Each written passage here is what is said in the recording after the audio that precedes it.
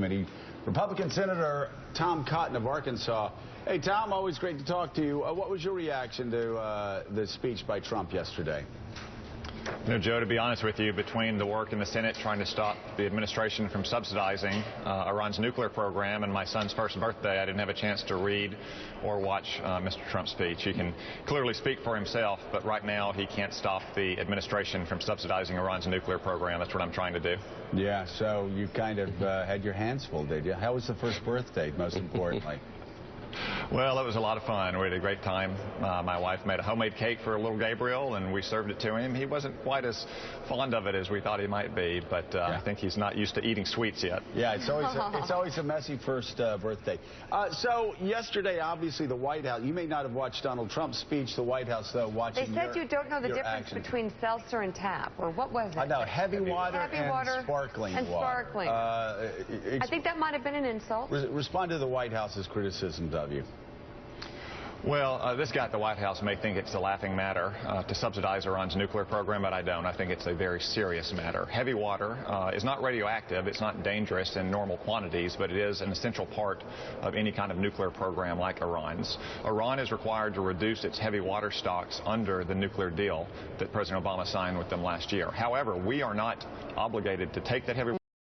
Certainly are not obligated to provide U.S. taxpayer dollars to Iran's nuclear program for that heavy water. So I offered a simple amendment on the Department of Energy's budget that said that U.S. taxpayer next year would not subsidize any more kind of deals like this. Unfortunately, the Democrats have blocked that amendment and that bill from going forward, even though I have a large majority in favor of my proposed amendment. Why have they?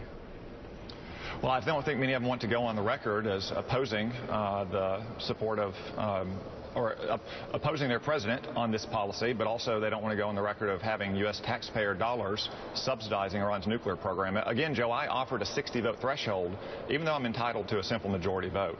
I think I probably have a veto-proof majority. That's why they don't want to have a vote on this amendment, because they know that the policy is indefensible and they'd rather just block the entire bill.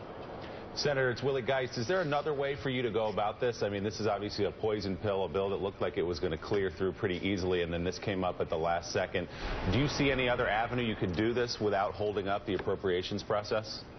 We're talking to the Democrats. They suggested that we might have a standalone bill in which they guarantee a vote. That's something that I would certainly consider. But, Willie, this is not a poison pill. In fact, I would say on Capitol Hill, a poison pill is simply a term that people use when they say, this is a popular policy that I oppose, and I don't have the votes to stop. And I didn't do this at the last minute, Willie. The administration at the last minute on Friday night dropped the news that they were giving $9 million to Iran's nuclear program. I filed this amendment on Monday, the very first day we were back in session after the administration's last-minute news dump on Friday night. All right, Senator Tom Cotton, thank you so much for being with us. We greatly appreciate it. And thank you. Congratulations on Gabriel's first birthday. That's nice. Thanks, Joe. Thanks, Mika.